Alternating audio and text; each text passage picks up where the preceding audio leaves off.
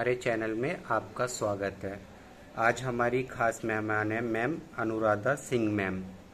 Ma'am कृपया करके अपने स्कूल का नाम बताइए हमें। नमस्कार। मेरे स्कूल का नाम लाइन्स महिला इंटर कॉलेज है। मैम ये जगह क्या लगती है, लोकेशन क्या है? लाइन्स महिला इंटर कॉलेज राजेंद्र नगर जनकपुरी में स्थित है। मैम आपका स्कूल कब स्थापित हुआ था, इसके बारे में हमें बताइए। संस्था को स्थापित हुए लगभग 40 वर्ष हो गए हैं। मैम ये कौन सी क्लास तक है? हमारा स्कूल क्लास 9 से NC से लेके 12th क्लास तक है। मैम आप अपना परिचय दीजिए हमें। मेरा नाम अनुराधा सिंह है। मैं इस विद्यालय की प्रधानाचार्य हूँ और पिछले 10 वर्षों से विद्यालय की सेवा कर रही हूँ।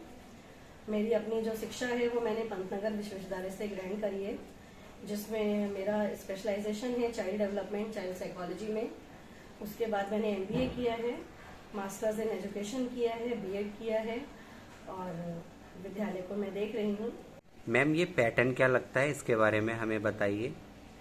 हाँ, विद्यालय जो है यूपी बोर्ड इंग्लिश मीडियम है, यूपी बोर्ड से मान्यता प्राप्त है और मुझे कहते हुए गर्व का अनुभव है कि विद्यालय अपने आप में इंग्लिश मीडियम कोएड कॉलेज हम लोग चला रहे हैं और बरेली का एक बेस्ट यूपी बोर्ड का इंग्लिश मीडियम कॉलेज है। लड़के लड़कियां दोनों यहाँ पढ़ते हैं। मैम आपकी संस्थान का मिशन क्या है, इसके बारे में हमें बताइए। देखिए, जैसा नाम से आप समझ पा रहे होंगे, Lines Rohilla inter college Lines Rohilla educational society के द्वारा संचालित होता है। लाइन्स क्लब जो कि अपनी चैरिटी के लिए ही जाना जाता है। तो विद्यालय का जो मिशन है वो ये है कि जो थोड़े से बैकवर्ड या गरीब घर के बच्चे हैं, जो बहुत अच्छी संस्थानों में जाकर शिक्षा ग्रहण नहीं कर पाते हैं, तो हम उनको एक मीडियम अफोर्डेबल रेंज में फीस में उनको इंग्लिश मीडियम में हम एक अच्छी शिक्षा उनको मुहैया करा रहे हैं यहाँ। मैम आपके यहाँ पे फैसिलिटीज़ क्या क्या हैं, इसके बारे में हमें बताइए। देखिए, विद्यालय जितनी भी आधुनिक फैसिलिटीज चाहिए विद्यालय को रन करने के लिए, विद्यालय में वो सारी फैसिलिटीज हैं। बच्चों की सुरक्षा को ध्यान में रखते हुए CCTV कैमरास विद्यालय में इंस्टॉल्ड हैं। विद्यालय में 24 आवर्स जो भी वर्किंग आवर्स हैं उनमें non stop power supply available है, जनरेटर अवेलेबल है। उसके अलावा साइंस का जो कि हमारे यहाँ स्ट्रीम है, सारी ही लैब्स सभी सुविधाओं से परिपूर्ण है। Physics, chemistry, bio, computer lab, सारी सुविधाएं विद्यालय के अंदर मौजूद हैं और बच्चों को रेगुलर प्रैक्टिकल्स हम लोग कराते हैं। मैम ट्रांसपोर्ट क्या स्कूल का है या बाहर का है? नहीं, विद्यालय का अपना कोई ट्रांसपोर्ट नहीं है। ज़्यादातर बच्चे आसपास के एरिया के हैं, वो साइकिल से ही आते हैं और कुछ जो छोटे बच्चे हैं उनके अभिभावक उनको छोड़ते हैं विद्यालय, या उन्होंने अपना ही कोई कन्वेंस अवेलेबल किया है। मैम स्पोर्ट्स में आपके यहाँ पे क्या क्या होता है, इसके बारे में हमें बताइए। इंडोर गेम्स में बच्चों का इंटरेस्ट है, हम कैरम उनको खिलवाते हैं। कैरम बच्चे काफ़ी मन से भी खेलते हैं। उसके अलावा विद्यालय में बास्केटबॉल का कोर्ट है, बैडमिंटन है और वॉलीबॉल बच्चे खेलते हैं। मैम जो आपकी फैकल्टी है उसके बारे में हमें कुछ बताइए। विद्यालय में जितनी भी फैकल्टी है, अभी इस समय लगभग हमारे यहाँ 35 टीचर्स का स्टाफ है और सभी वेल क्वालिफाइड ट्रेन टीचर्स हैं। They all are good at their subjects. सभी का अपना अपना कमांड है अपने सब्जेक्ट्स पे। तो जो फैकल्टी है वो बिल्कुल well educated, well trained. Ma'am school results कैसा है आपका?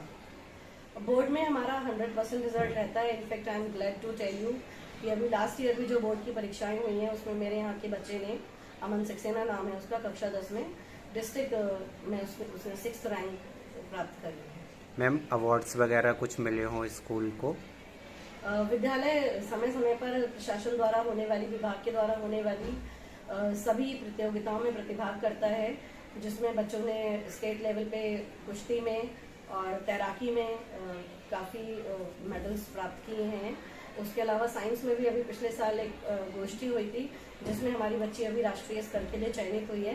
हालांकि वो अभी राष्ट्रीय स्तर की प्रतियोगिता हो नहीं पाई है, तो उसको स्टेट लेवल का विनर आप मान सकते हैं। मैम आप अपने कैंपस को पॉजिटिव कैसे रखती हैं, इसके बारे में हमें कुछ बताइए। देखिए, पॉजिटिविटी का मतलब है कि हमें बच्चों के अंदर से निगेटिव वाइब्स को दूर रखना है। तो समय समय पर असेंबली भी जब होती है, हम बच्चों को काउंसलिंग करते हैं। जितनी भी चीज़ें उनको दूर रखने के लिए हैं कि सोशल मीडिया उनके लिए अच्छा नहीं है या सिगरेट तंबाकू, इसके लिए गवर्नमेंट भी बहुत सारे स्टेप्स ले रही है।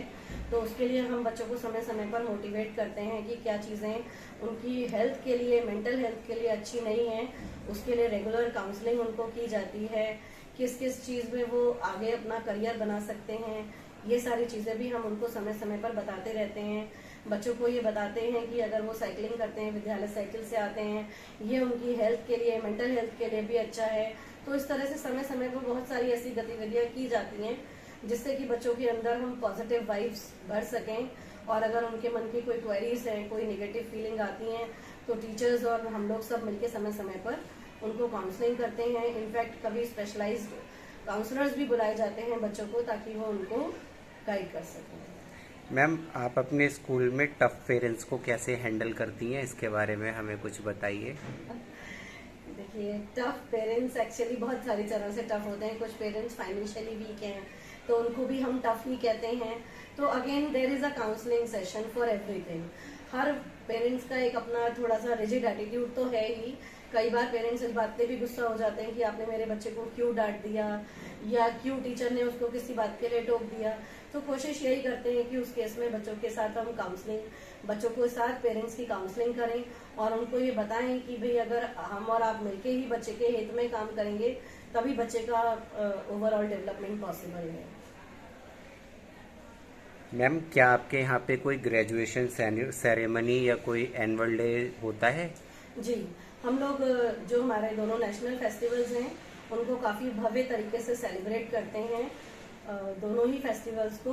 उसके अलावा जब ये रिपोर्ट का डिस्ट्रीब्यूशन होता है जो फाइनल एग्जाम्स का, उसको हम अलग अलग क्लासेस के थ्रू करते हैं ताकि पेरेंट्स से भी इंटरेक्ट कर पाएं।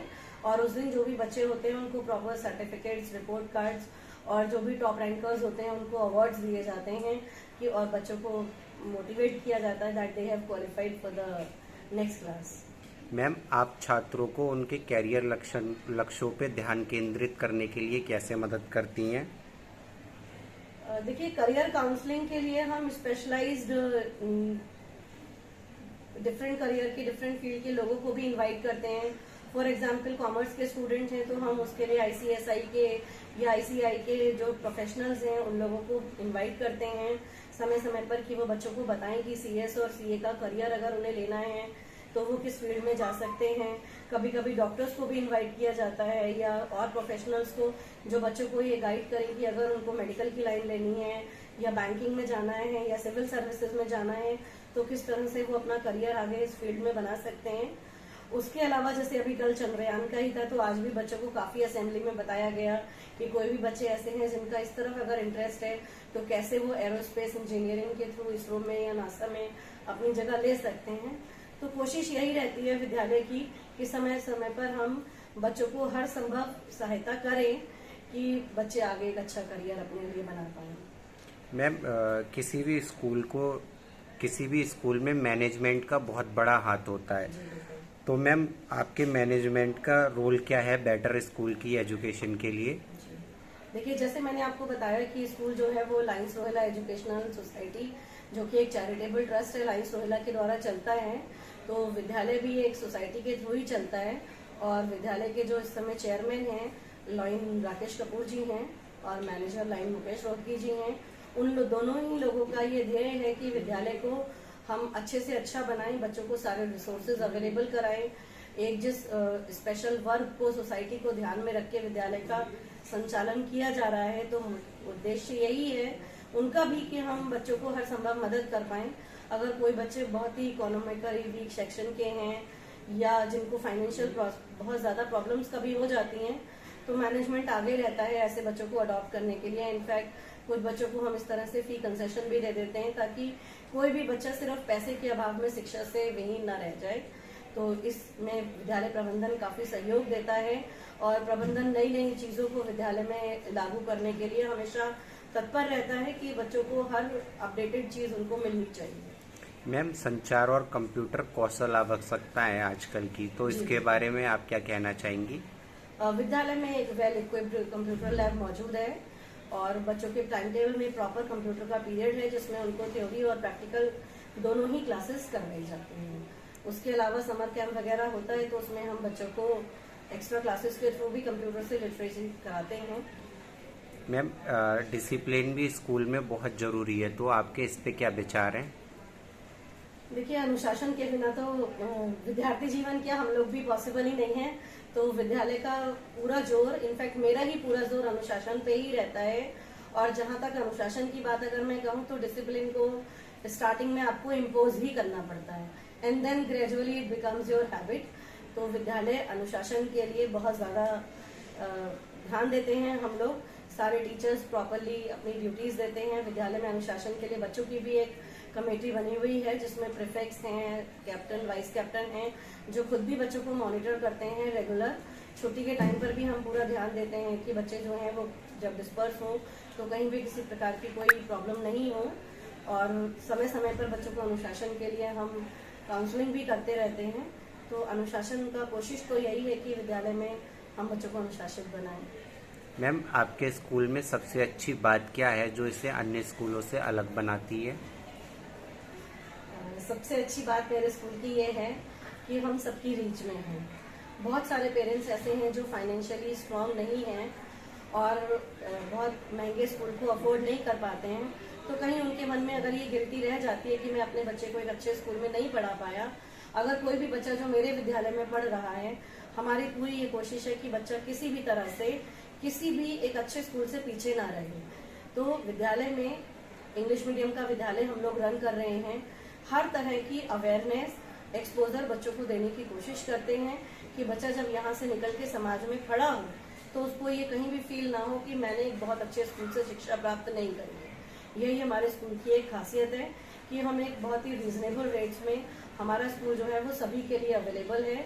और अब तो गवर्नमेंट को भी मैं अप्रिशिएट करना चाहूंगी कि एक पहले सिलेबस का डिफरेंस था, अब गवर्नमेंट ने सारा एनसीईआरटी बेस्ड सिलेबस कर दिया है।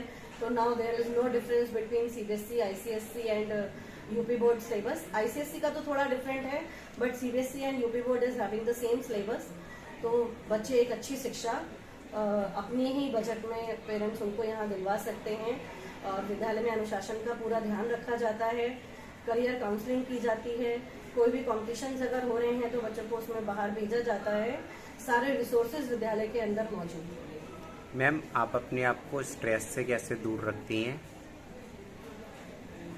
देखिए, स्ट्रेस हमें मेरा ये मानना है कि तब होता है जब हम अपना काम प्रॉपरली नहीं कर रहे हैं। अगर हम अपना काम यहाँ प्रॉपरली कर रहे हैं, मतलब जो मेरी अपनी कोशिश होती है, तो एज सच मुझे बहुत ज़्यादा स्ट्रेस होता नहीं है।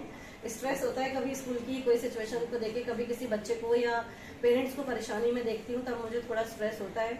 तो मेरी ये कोशिश होती है कि मैं अपने प्रबंधन के माध्यम से, मैनेजमेंट के लोगों से मिलकर बात करके उस प्रॉब्लम का सोल्यूशन करूँ और अपने आप को और विद्यालय को स्ट्रेस से दूर रखूँ। मैम, आप कोई मैसेज देना चाह रही हूँ स्कूल बच्चों के पेरेंट्स को या इस बच्चों को? जी, ये आपने बिल्कुल सही बात कही है। मैं पेरेंट्स से जरूर ये बात कहना चाहती हूँ क्योंकि मेंटल हेल्थ का बहुत ध्यान रखना है। जहाँ मैं इस कुर्सी पे बैठी महसूस करती हूँ कि पेरेंट्स अपने बच्चों को टाइम नहीं दे रहे हैं। कम्युनिकेशन बहुत इम्पोर्टेंट है। सभी पेरेंट्स को चाहिए कि वो बच्चों के साथ कम्युनिकेट करें, ये चेक करें कि उनके क्या दोस्त हैं, किनके साथ वो बात कर रहे हैं। अगर हमने उनके हाथ में फ़ोन दिया है, वो ये देखें कि बच्चे क्या स्टफ फ़ोन पे देख रहे हैं, किस तरफ वो जा रहे हैं। पेरेंट्स ने बच्चों को बाइक्स प्रोवाइड करी हुई हैं। मैं देखती हूँ कि बच्चों की गाड़ियाँ बाहर खड़ी हुई हैं, they are spending that much money on the petrol and school में उनकी फीस जमा नहीं है। तो पेरेंट्स को भी बच्चों को ये चीज़ें सिखानी है, उनके साथ बात करनी है, उनको ये जज करें बच्चों को कि बच्चे किस परेशानी में हैं। और अगर जब तक कम्युनिकेशन नहीं होगा तो हमारे बच्चे हमारे हाथों से निकल जाएंगे। बच्चों को ठीक करना, उनका ओवरऑल डेवलपमेंट करना स्कूल का और पेरेंट्स का मिला जुला ध्येय है।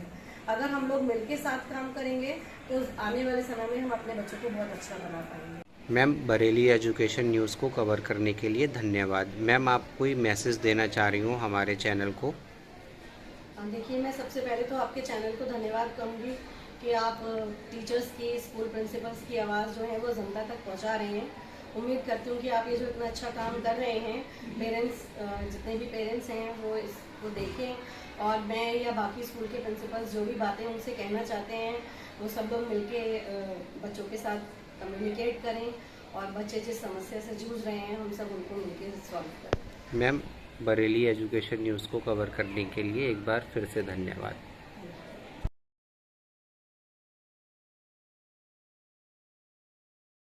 Welcome to Bareilly education news. आपका क्या नाम है? अमन सक्सेना। आप अपना इंट्रोडक्शन दीजिए हमें।